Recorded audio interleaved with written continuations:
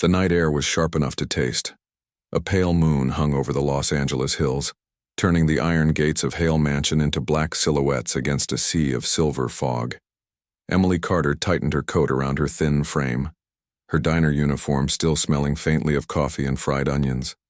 She had walked this road 100 times after her night shifts, her footsteps echoing on the quiet asphalt.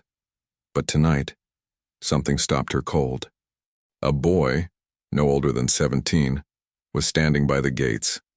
His clothes were torn, his backpack ripped, and his face hidden behind a curtain of unwashed hair.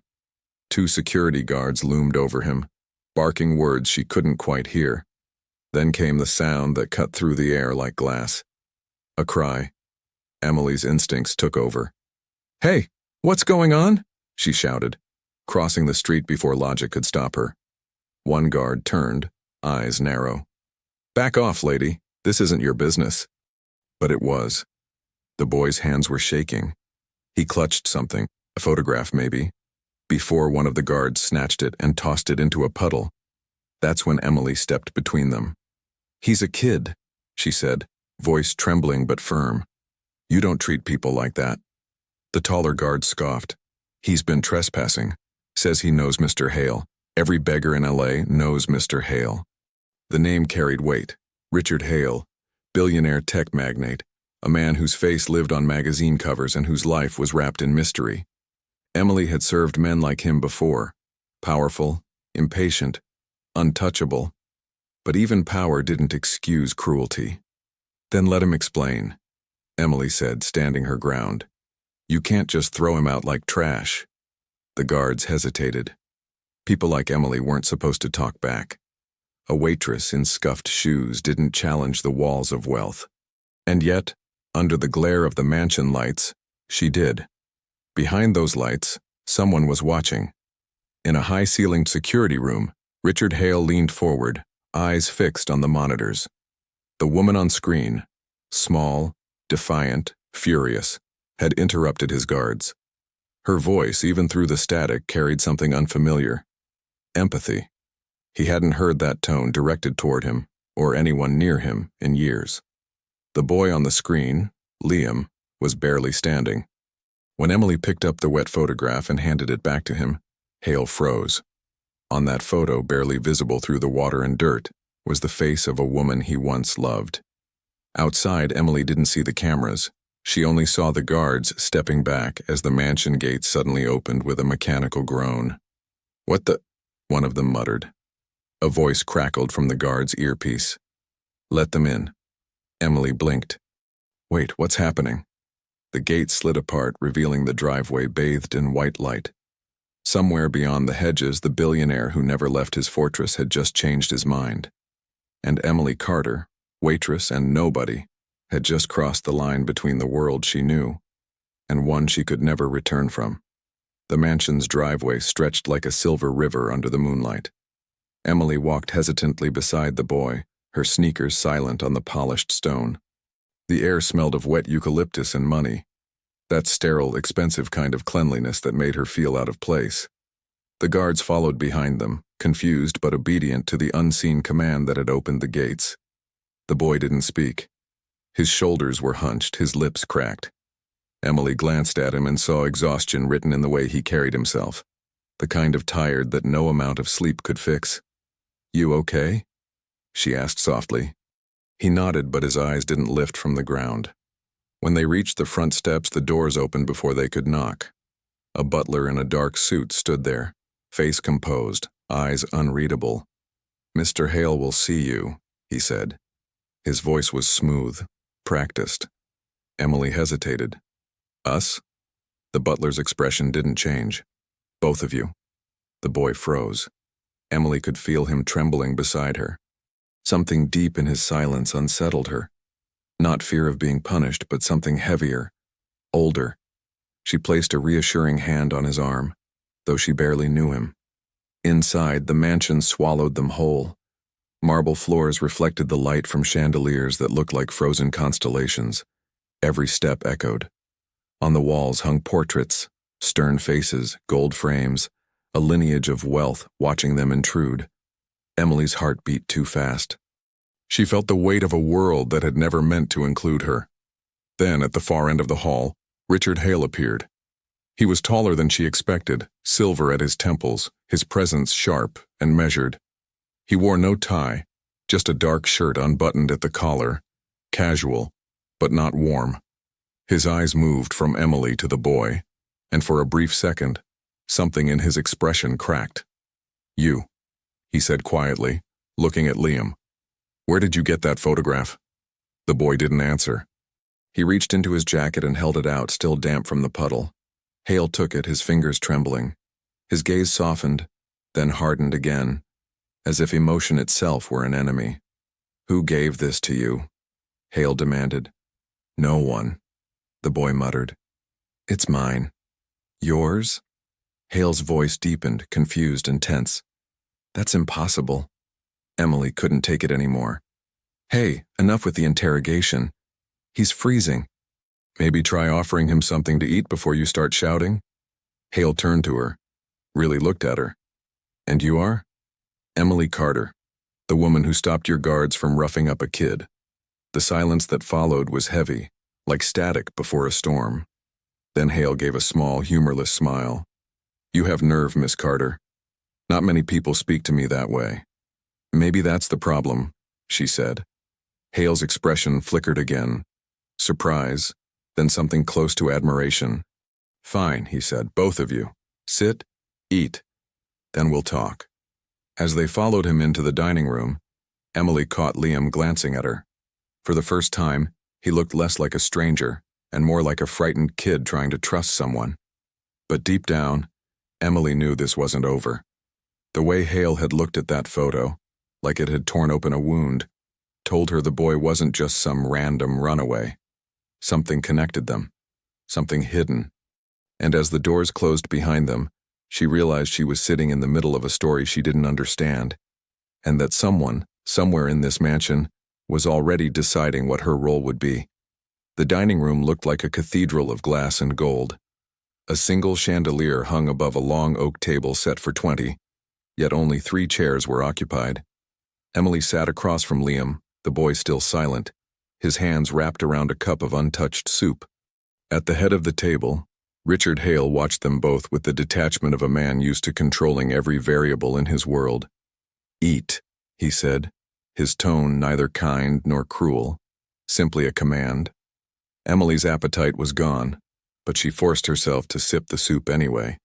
Her reflection shimmered in the silver spoon. Tired eyes, diner uniform, a stranger in a billionaire's home. "So," she said finally, "are you going to explain why you dragged us in here instead of throwing us out?" Hale leaned back, eyes narrowing. "You speak like someone who isn't afraid of consequence." "Maybe because I've already had my share." A faint smirk crossed his face. "You interest me, Miss Carter." Emily crossed her arms. "Lucky me." The tension hung in the air like humidity before thunder. Liam shifted uncomfortably, glancing between them. "Sir," he whispered, "I didn't mean to trespass. I just needed—" Hale cut him off. "Needed what?" The boy hesitated. "To see her, the woman in the photo." Hale's hand froze mid-air. The crystal glass he was holding trembled against the table. Emily's pulse spiked. There was something here, something that made even this man lose his composure. "That woman," Hale said slowly, "died a long time ago." Liam lowered his gaze. "She was my mother." The silence that followed was suffocating. Even the clocks in the hall seemed to stop ticking. Emily looked from one to the other, realization creeping in like cold water. Hale's face drained of color. He stared at the boy as if seeing a ghost. "That's not possible," he whispered. Emily stood abruptly. "Okay, I don't know what's going on here, but this kid needs help, not more interrogation. Maybe we can—" "Sit down," Hale interrupted, his voice low but trembling. "Please." It wasn't a command this time. It was almost a plea. Emily slowly sat back down. Hale took a deep breath and said, "If what you're saying is true, Liam, then we have much to discuss. But this conversation stays inside these walls. Do you understand me?" The boy nodded faintly. Then Hale turned to Emily. You shouldn't have been part of this, but you were." And now you can't simply walk away. Her chest tightened. Are you threatening me? I'm offering you a job. Emily blinked. A job? You'll stay here, Hale said. As house staff, you'll be compensated well. But more importantly, you'll be safe. Safe from what? Hale didn't answer. He just looked toward the darkened windows where rain had begun to fall against the glass. Let's just say not everyone wants this truth to surface. The storm outside rumbled, low and distant. Emily felt it in her ribs. This was more than kindness. It was containment, a gilded cage dressed up as an opportunity. Liam finally met her eyes, his silent look begging her not to leave. Against every instinct screaming to run, she said softly, "All right, I'll stay. For now." Hale nodded once, relief flickering through his cold composure. Good. You'll start tomorrow. As she followed the butler out of the room, Emily glanced back one last time. Hale stood alone, still staring at the photograph in his hand. And though she didn't know it yet, accepting that offer had just set in motion a plan years in the making, one that would uncover a truth powerful enough to destroy them all. Morning sunlight slid through the tall windows of Hale Mansion like pale gold ribbons catching dust in midair. Emily woke in a room too elegant to feel real. Silk curtains, white marble floors, a chandelier even in the bathroom. For a waitress used to tiny apartments and broken heaters, it felt like waking up in someone else's life. She stood by the window, looking down at the endless gardens and the glinting pool below. Somewhere out there, Liam was being watched. And so, she realized, was she. The knock came at exactly 8. "Miss Carter," said the butler from behind the door. "Mr. Hale requests your presence in the east parlor." She sighed, tied her hair back, and followed him through corridors that smelled faintly of lemon polish and old secrets. The parlor was vast and silent, dominated by a single piano and an oil painting of a woman with sad eyes. Hale stood by the window, reading something on a tablet. Without turning, he said, "You're up early. I didn't sleep much." "Good. Sleep makes people careless." Emily frowned. "If this is your idea of small talk, you need practice." He finally turned, a thin smile on his lips. "Consider this your orientation. You'll help manage household schedules, assist in the kitchen, handle basic errands. But more importantly," he paused, "I want you to keep an eye on the boy." "Liam?" He nodded. "He's fragile, but he's also clever. Too clever. I need to know if what he claims is true." Emily crossed her arms. "You mean spy on him?" "Observe," Hale corrected. "You've shown initiative. I trust your judgment." "Funny way to say you don't trust him," she said. Hale's expression darkened. "There are things about that boy you don't understand. Things I can't explain yet." Emily met his gaze and saw, just for a moment, something haunted behind his composure. Then it vanished, replaced by the usual steel. He handed her a small envelope. Inside were keys, a security badge, and a phone. "Your access is limited to certain wings," he said. "Don't test those limits." "What happens if I do?" "The house will let me know." It wasn't a joke. Later that day, Emily found Liam sitting alone on the back terrace, staring out at the forest beyond the estate.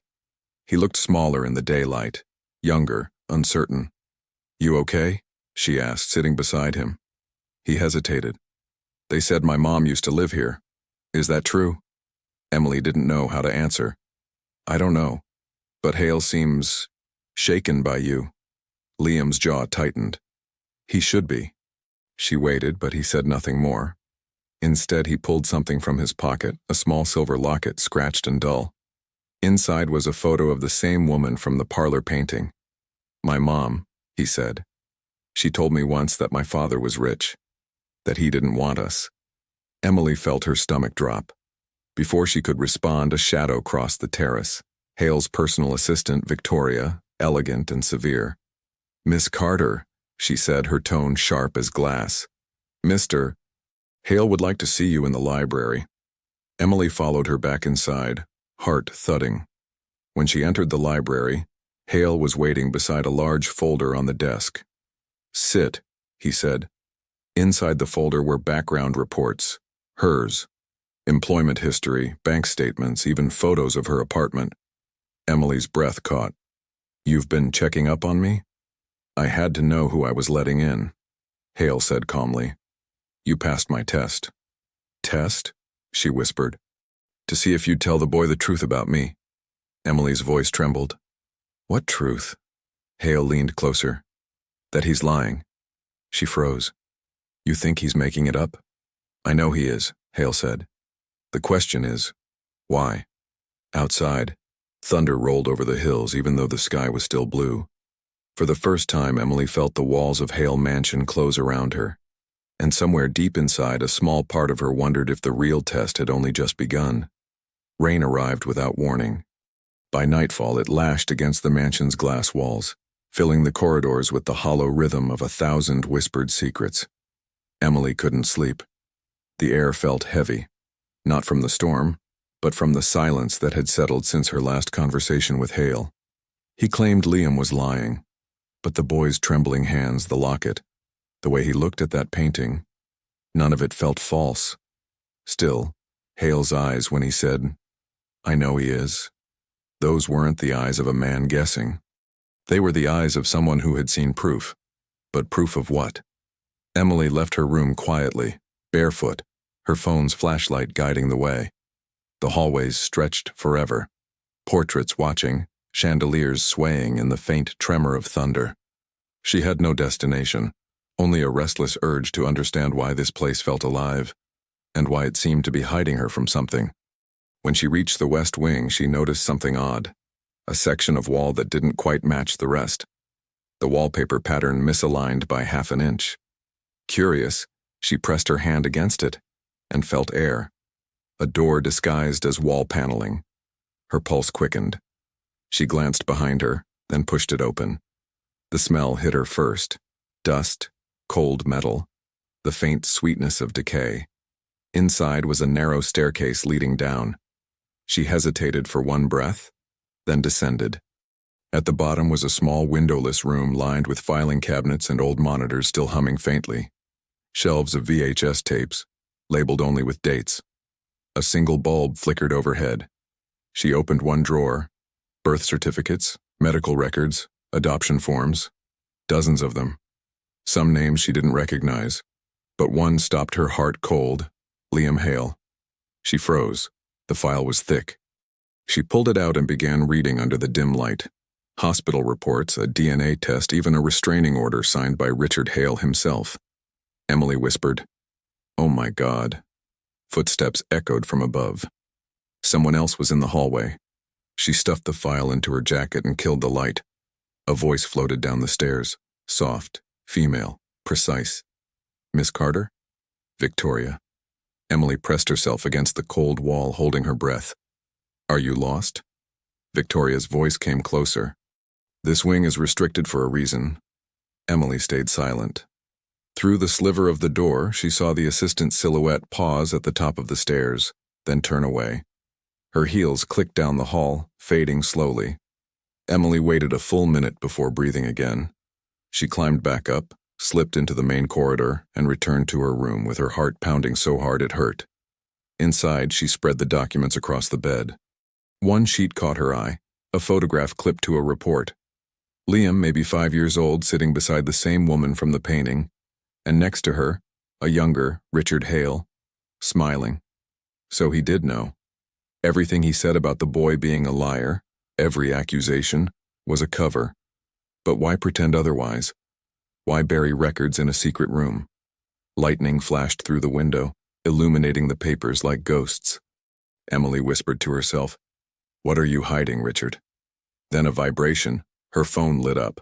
Unknown number. One new message. "Stop looking." Her throat went dry. She looked at the door. No sound, no movement. Another message came through. "You're not the first to find that room." The power flickered, plunging the mansion into darkness.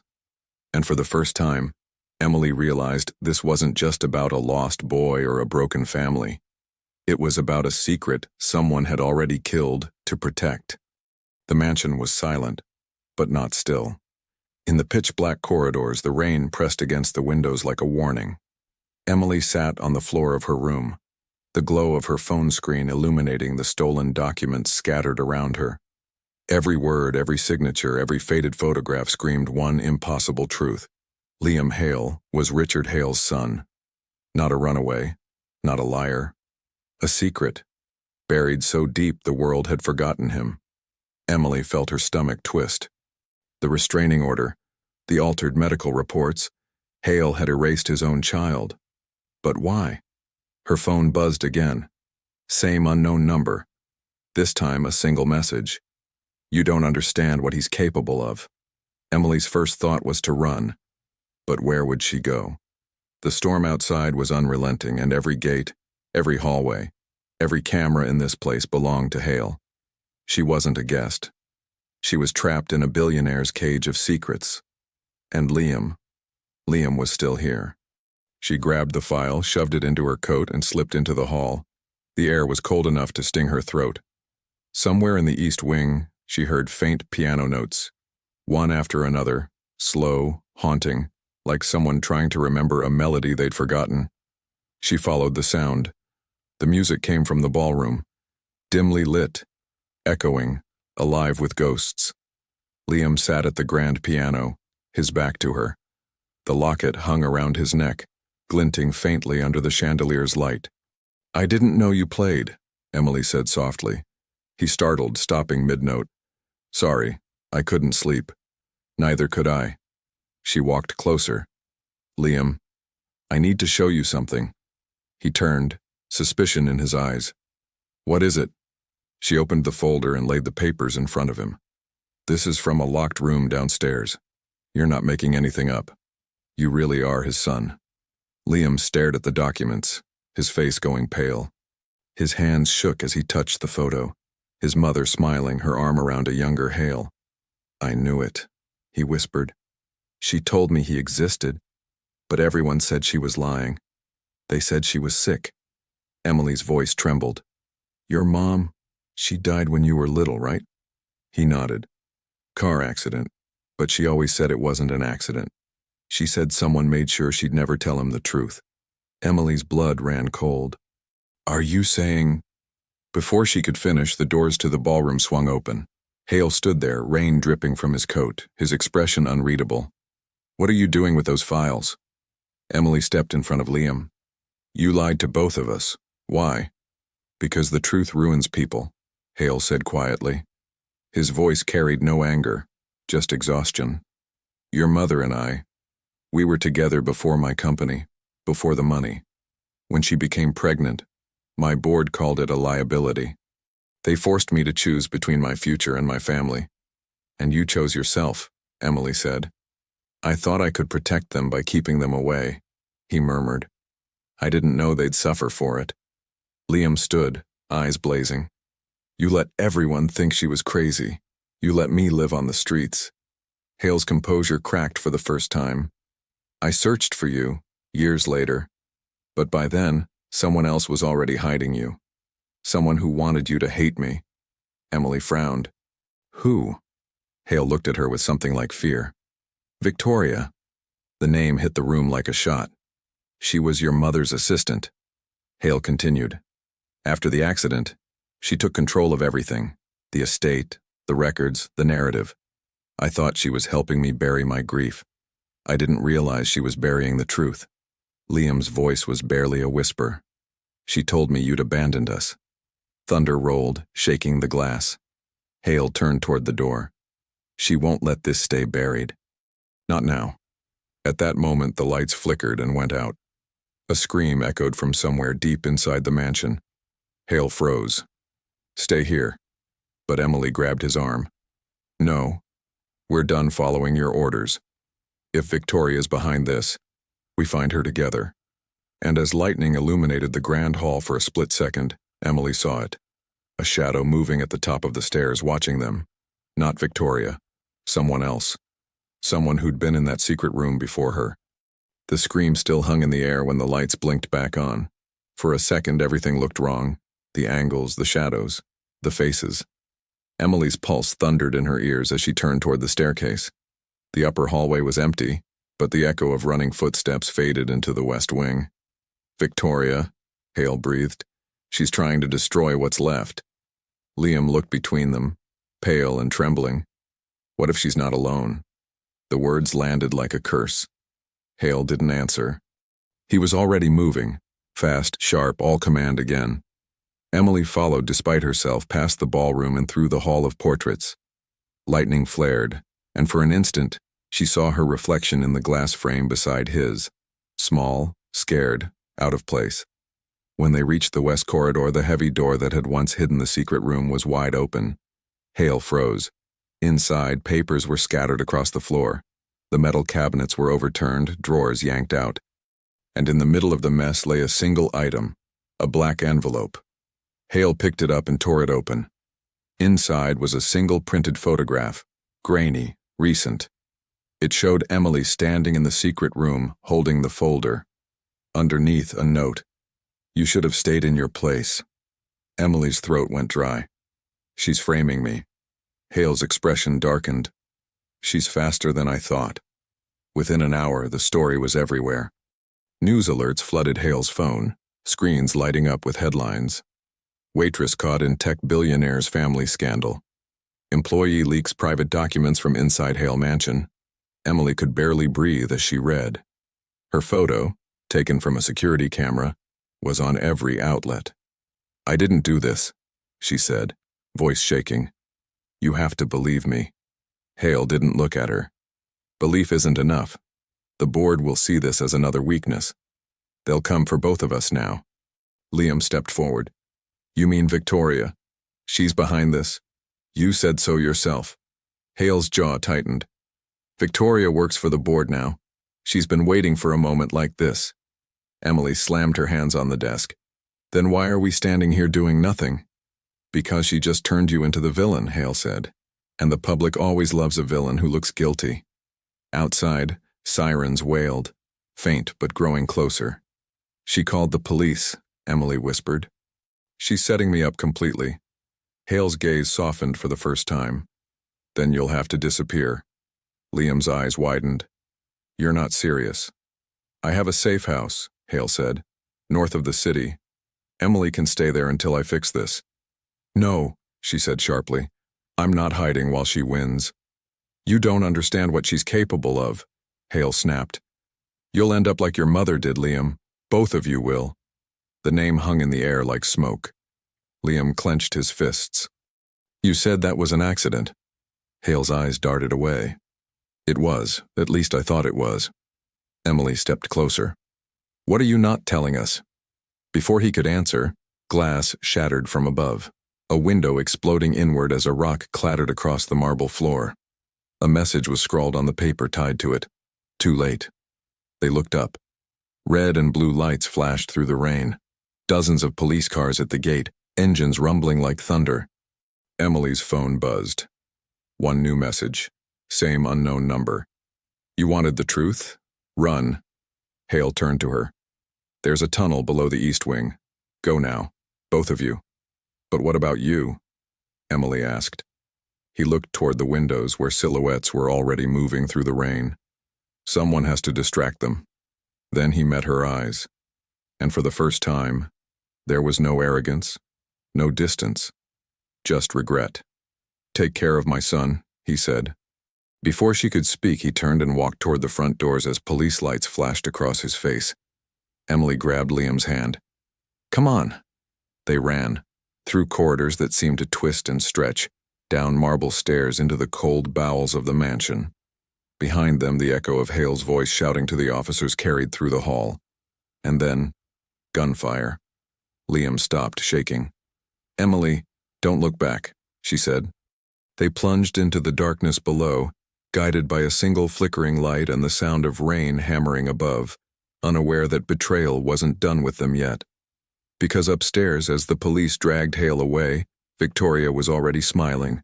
The tunnel smelled of rust and time. Water dripped steadily from the ceiling, echoing like a heartbeat in the dark. Emily gripped Liam's hand tighter as they ran, the light from her phone flickering across the narrow stone walls. Behind them, the mansion was a muffled chaos. Shouts, engines, sirens swallowed by rain. Every step took them farther from that world, deeper into the one they weren't meant to see. Liam's breathing was ragged. "Where does this go?" "I don't know," Emily said. "Just keep moving." They reached a fork, one path leading upward toward faint moonlight, the other vanishing into blackness. Emily hesitated. The smart choice was up, but something about the air from that direction, cold, metallic, made her skin crawl. Then she noticed it. Fresh footprints in the mud. Not theirs. Someone had been through here. Recently. She whispered, "We're not alone." Before Liam could speak, a voice echoed faintly from behind them. "Emily!" She froze. It was Hale's voice. Distant, strained, echoing through the tunnel. Liam's eyes widened. He's alive. But something was wrong. The sound wasn't moving closer. It was looping, mechanical, like a recording. Emily's pulse spiked. "It's a trap." A spotlight burst on from the darkness ahead. She shielded her eyes, pulling Liam back, but the figure standing in the light didn't move. "Going somewhere?" Victoria's voice sliced through the tunnel. She stepped forward, flawless even in the mud, her hair dry despite the storm outside.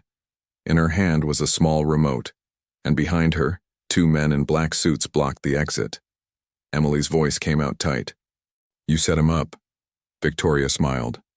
"Richard set himself up. I just finished what he started." "By destroying his son?" Emily snapped.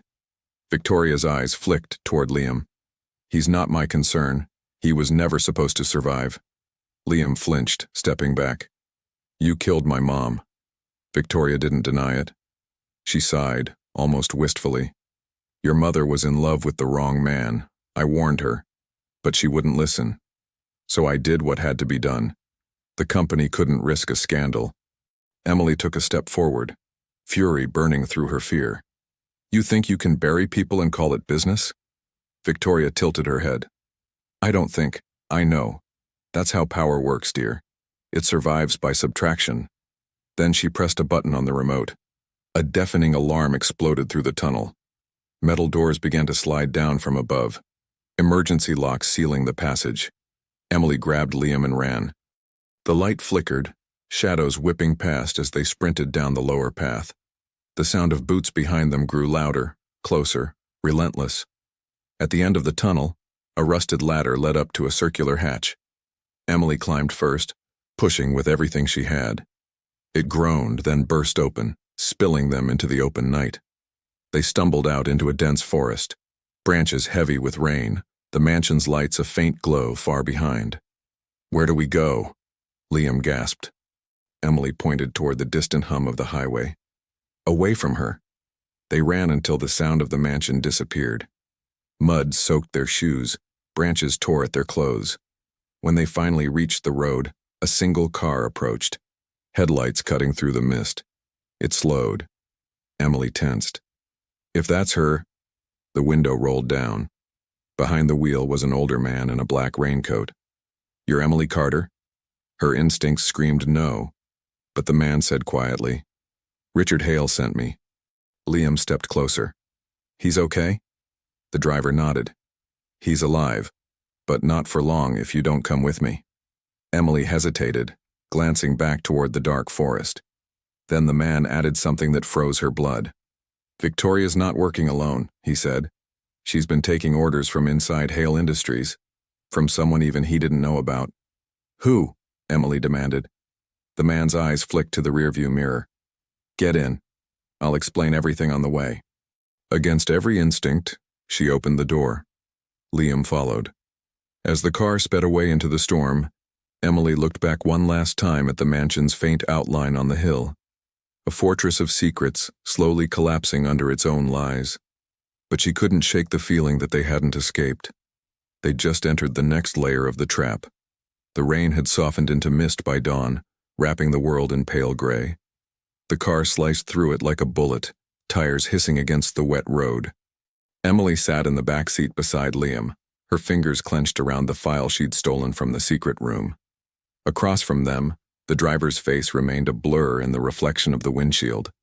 Calm, professional, anonymous. He hadn't said another word since they left the forest. "Where are we going?" Emily finally asked. The man glanced at her through the rearview mirror. Somewhere safe. Mr. Hale arranged it before his arrest. He wanted to make sure his son knew the truth.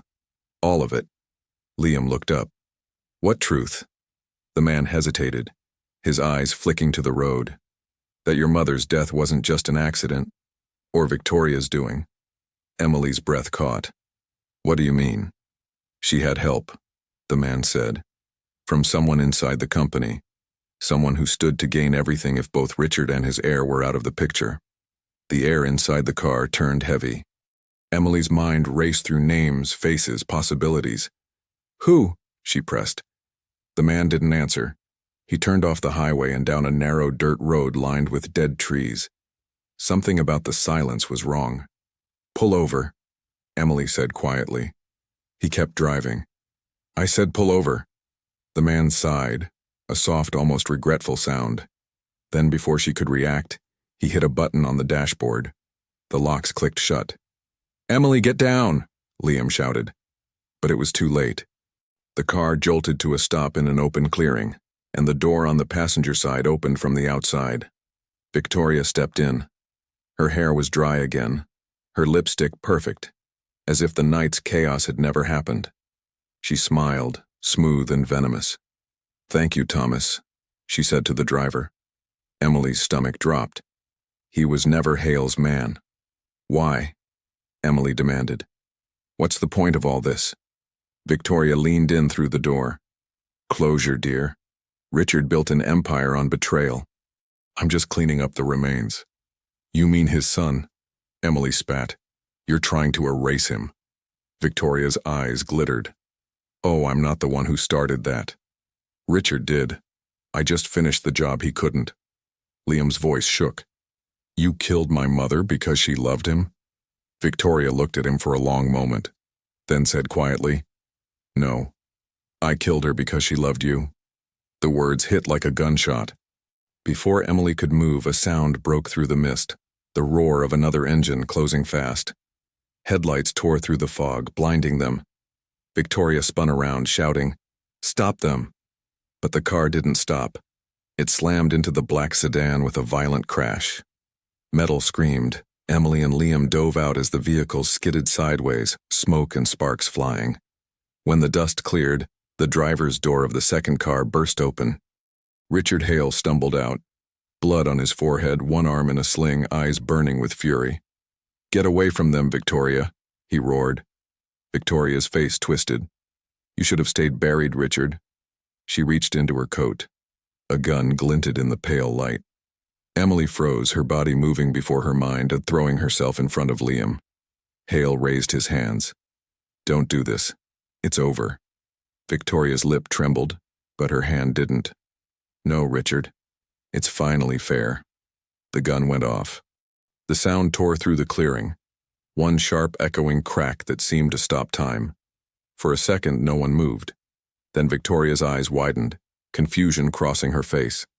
Slowly, she looked down at the spreading red on her own shoulder.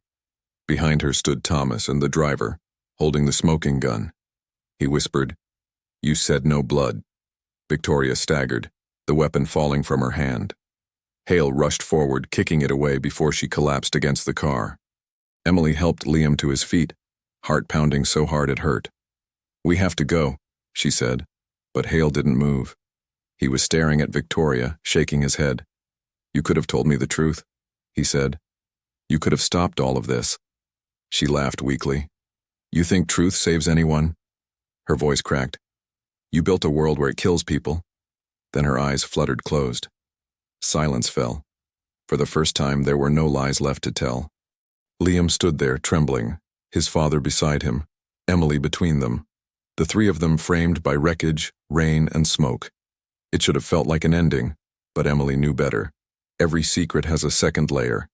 And this one, this story of power, guilt, and redemption, still had one more twist waiting in the light of the final chapter.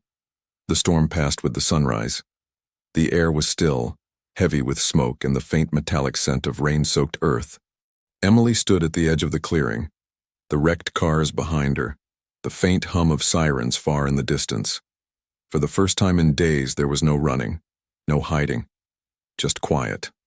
Richard Hale sat on the ground, his arm bleeding through the sling, eyes fixed on nothing.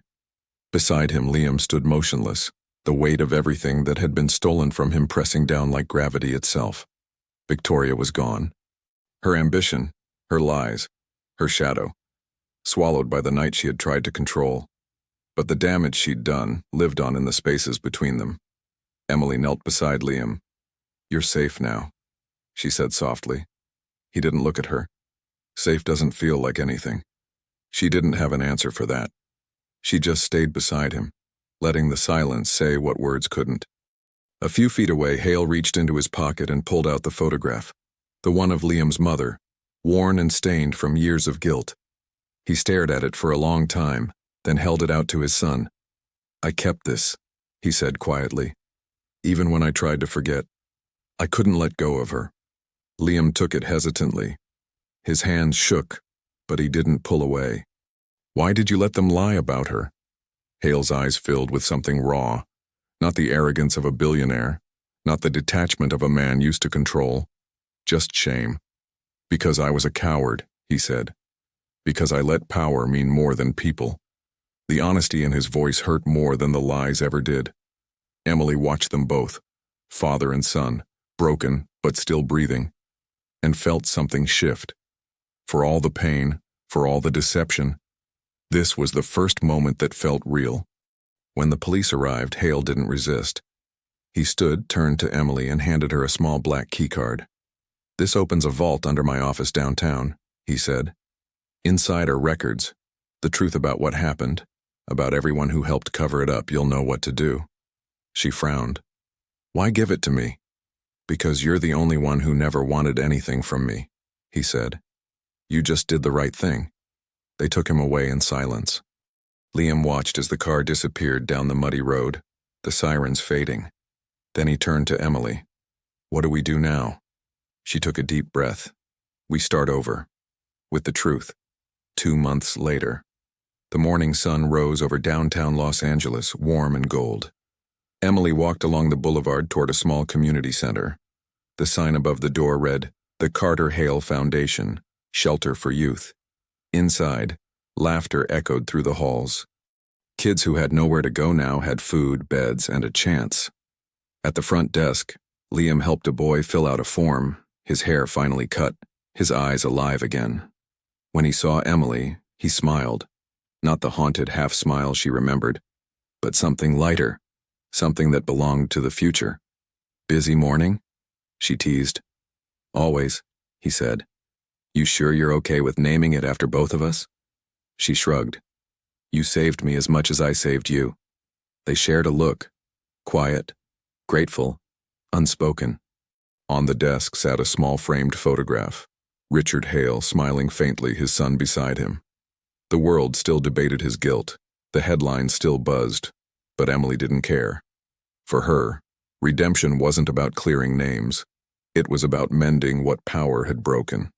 Outside, the sky stretched wide and blue.